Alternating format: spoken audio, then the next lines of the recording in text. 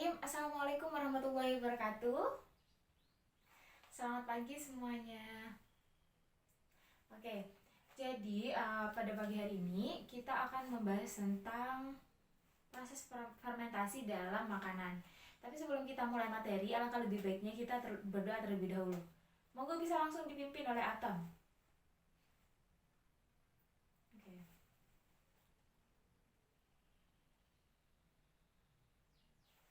Amin. Oke, sebelum kita masuk materi, Ibu absen terlebih dahulu ya.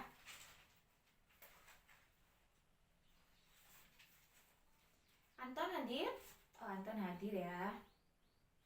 Andre hadir juga. Adiba Nurul Iza? Dia.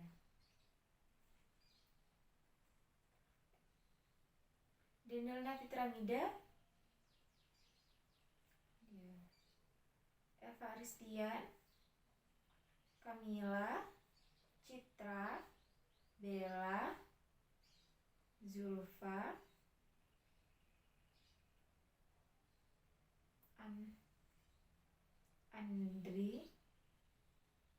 Andri hadir? Oh, Andri hadir, oke. Raihan hadir juga. Fajar hadir. Fatih kemana ya? Oh, Fatih sakit. Ada surat izinnya nggak? Oh, di BK ya. Fatih sakit berarti ya. Terus siapa lagi? Fitri ya hadir. Bentar, Ibu coba lihat dulu. Uswah kemana tuh Uswah? Kok bangkunya Uswah kosong? Oh, Uswah lagi di kamar mandi. Oke. Catherine? Oke, yang terakhir Zidni. Oke, udah semua ya. Jadi seperti yang Ibu bilang barusan, pagi ini kita akan membahas tentang proses fermentasi di dalam makanan. Tapi kayaknya yang di belakang ada yang ngantuk tuh. Fajar bangun. Oke, karena ada yang ngantuk, kita taruh terlebih dahulu bukunya ya. Semuanya bangun. Oke, bangun semuanya. Kita mau melakukan ice breaking dulu biar kalian gak ngantuk. Yang pertama, angkat tangan kalian ke atas semuanya. Terus gini. Udah, ulangi sampai 8 kali. Khususnya Fajar yang di belakang yang ngantuk itu, ulang sampai 8 kali. 1, 2, 3, 4, 5, 6, 7, 8. Oke, sip. Udah gak ngantuk? Apa masih ngantuk? Udah. Oke, kalau udah, kita langsung masuk ke materi kita pagi hari ini, yaitu tentang fermentasi dalam makanan.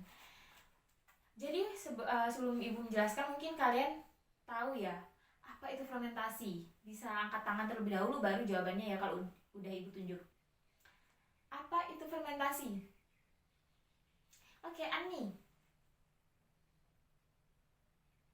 Benar. Benar. Satu lagi. Siapa yang bisa? Apa itu fermentasi? Oke, Fajar aja biar Fajar bangun gak ngantuk-ngantuk. Yuk. Oke. Siap. Benar, semuanya itu benar.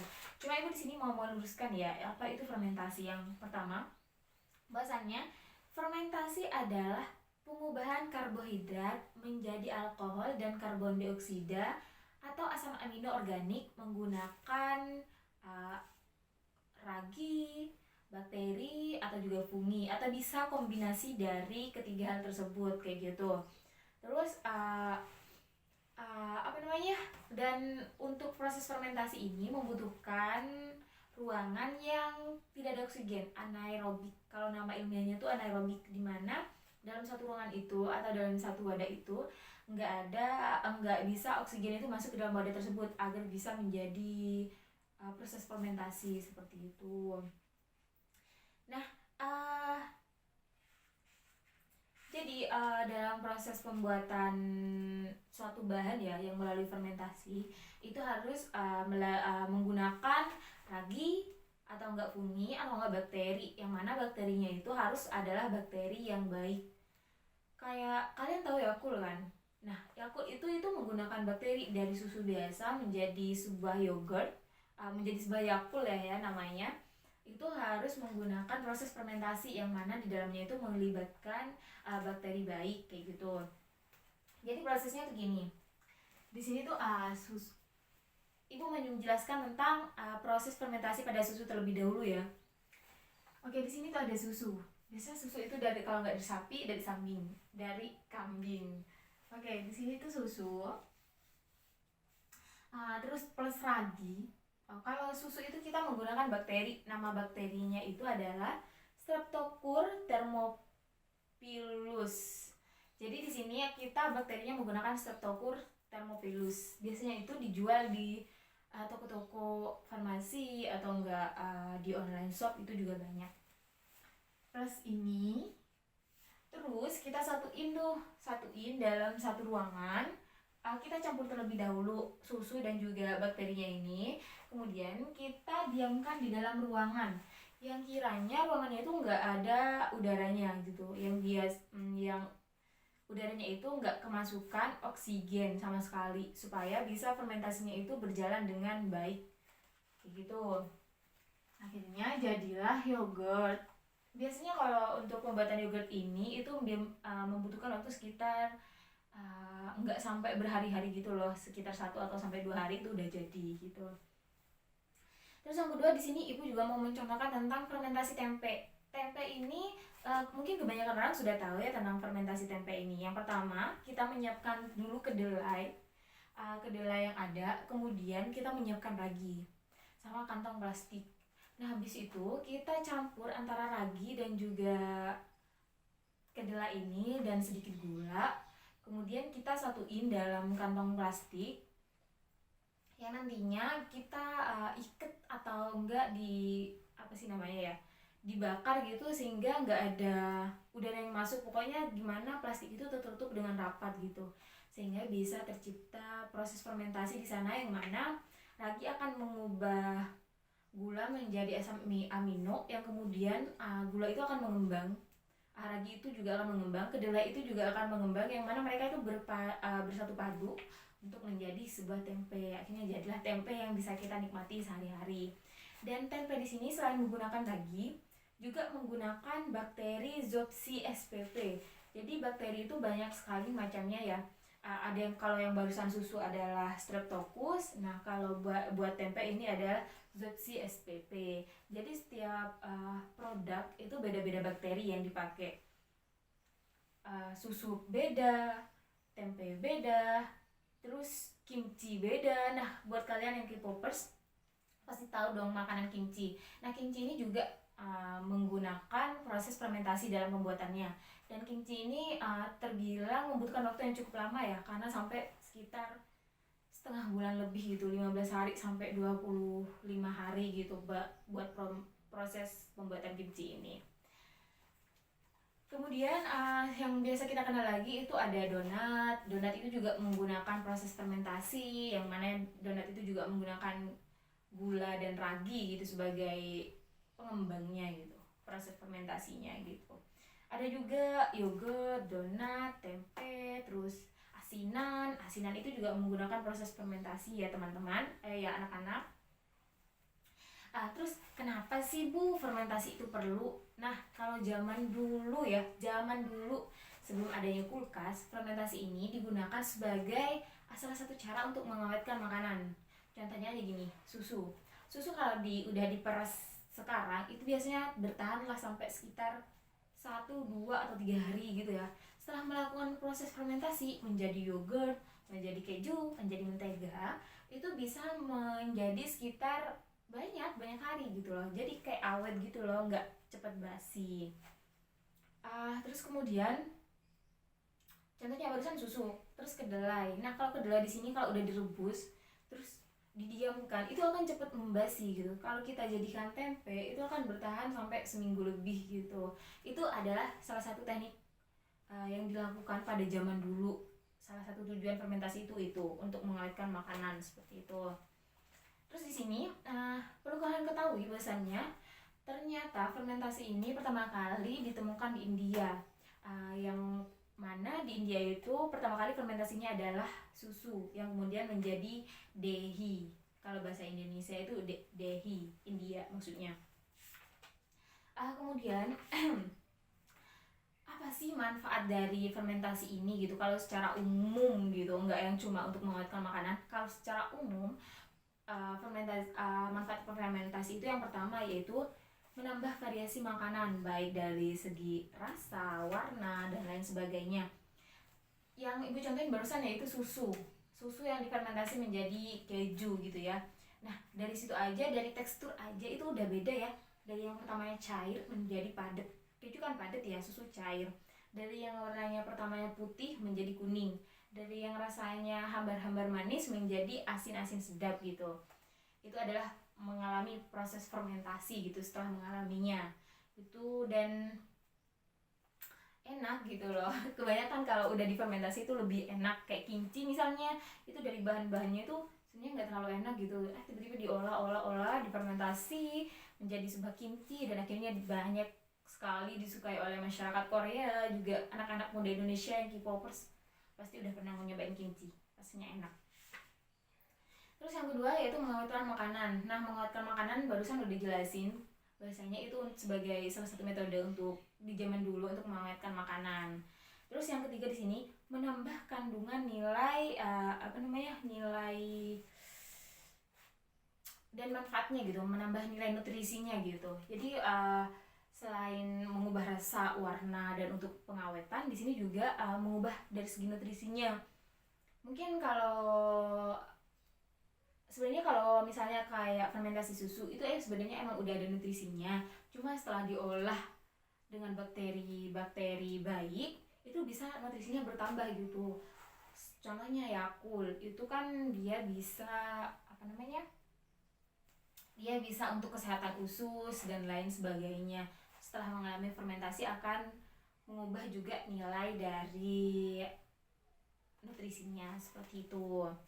Sejauh ini sebelum ibu lanjutkan ada yang mau ditanyakan? Oke, gimana? Ada yang mau ditanyakan? Oke, siapa? Fitri mau nanya? Oke, monggo Fitri. Oke, jadi kalau dalam proses donat ini sebenarnya kan kalau donat itu nggak yang cuma dibiarin gitu loh dalam ruangan terbuka. Tapi kan kalau dalam pembuatan donat kan barusan Fitri bilang bahwasannya pembuatan donat itu kalau di rumah langsung dibiarin aja Bu dalam alam terbuka gitu, ruangan terbuka gitu ya. Tapi sebenarnya itu bisa, tapi emang udah nggak maksimal gitu loh dalam proses fermentasinya kalau di donat ya. Biasanya kalau di ibu yang buat itu biasanya ditaruh di dalam suatu wadah yang emang nggak bisa dimasukin sama oksigen, nanti akan lebih cepat dan akan lebih mengembang gitu, akan fermentasinya itu akan lebih berhasil kayak gitu bisa, tapi emang harus lebih baik itu untuk di tempat ruangan yang tidak ada oksigennya, soalnya sulit gitu loh akan terjadi fermentasi kalau emang ditaruh di tempat luar gitu aja. Iya, sama-sama Fitri. Ada lagi yang mau ditanyakan? Oke, kalau nggak ada, di sini ibu mau ngasih tugas untuk minggu depan ya, soalnya setelah pembelajaran ini kita harus melakukan praktek. Nah praktek kita itu yaitu membuat fermentasi makanan. Fermentasi makanan di Indonesia itu banyak sekali ya, ada yogurt, ada donat, ada tempe, ada asinan, ada keju, ada mentega, banyak. Kalau di Indonesia itu yang difermentasi sebenarnya banyak gitu. Jadi masing-masing kelompok harus berbeda kalau bisa. Pembagian kelompoknya kita urut berdasarkan absen, dari absen 1 sampai absen 5. Berarti dari Anton sampai Eva dan seterusnya gitu ya. Ada yang 5, ada yang 6. Soalnya kan di sini ganjil kan orangnya. Ya, ada yang 5, ada yang 6 dalam proses pembuatan kelompoknya. Ada yang mau ditanyakan yang belum paham? Oh, oke. Oke, jadi masing-masing kelompok itu produknya berbeda-beda. Kalau bisa maksimal lah ya, dalam satu kelas ini ada 2 kelompok yang sama gitu. Lainnya nggak boleh gitu ya. Gitu. Nanti minggu depan kalian akan membawa produk kalian ke sini. Kalau kalian misalnya buat tempe, tempenya itu ada yang udah jadi gitu ya, ada yang udah digoreng. Itu untuk dikasih ke teman-teman kalian supaya teman-teman kalian itu merasakan gimana keberhasilan dari produk kalian gitu. Terus kalian juga bawa mentahannya, proses fermentasi yang mentahan gitu. Ya, yang bagian tempe, yang bagian donat itu juga gitu. Terus yang bagian yogurt ya emang udah jadi ya, ya bawa itu produknya nanti, tapi produknya itu bawa dalam jumlah yang besar ya supaya bisa dinikmati oleh teman-teman yang ada juga kayak gitu. Ada yang mau ditanyakan lagi? Oke, kalau nggak ada, kita tutup materi kali hari ini dengan pembacaan doa. Sebelum itu kalian beresin dulu buku-buku kalian, masukin ke dalam tas. Oke, jadi sebelum kita pulang, sebelum kita mengakhiri pada materi hari ini, kita terlebih dahulu untuk berdoa. Berdoa dimulai.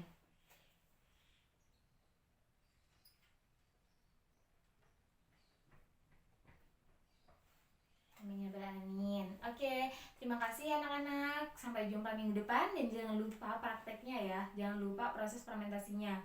Dan untuk pembagian kelompoknya yang seperti saya sebutkan barusan harus berdasarkan absen. Atau terserah kalian lah ya, pokok 55. Tapi kalau bisa itu berdasarkan absen. Dan kalau ada yang tidak dimengerti bisa langsung chat ibu. Sebenarnya di tutorial di YouTube udah banyak, di IG udah banyak, di Google udah banyak. Tapi kalau kalian masih ada yang belum paham, Bu kok ini nggak ngembang atau apa gitu, itu bisa langsung chat ibu ya. Sekian dari ibu pada materi hari ini. Proses fermentasi makanan sudah selesai. Sekian, terima kasih banyak dan mohon maaf apabila ibu ada salah-salah. Sekian. Assalamualaikum warahmatullahi wabarakatuh.